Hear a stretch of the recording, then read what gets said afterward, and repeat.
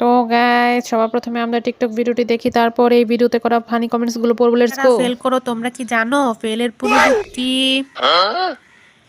এতে ফিউচার, যার অর্থ ভবিষ্যৎ। এতে অ্যাম্বিশন, যার অর্থ লক্ষ্য। আইতে ইমপ্রুভমেন্ট, যার অর্থ উন্নতি। এলতে লাইফ, যার অর্থ জীবন। তো লজিক কি দাঁড়ালো?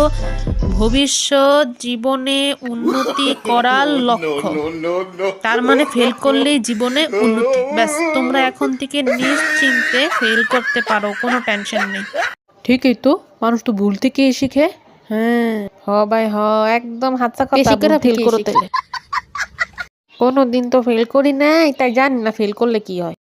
হ্যাঁ ভাই, তাহলে 5-এর পূর্ণরূপ কি?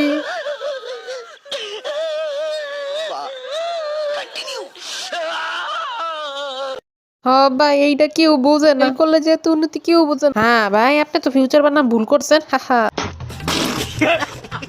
ভুল হয়েছে, হ্যাঁ।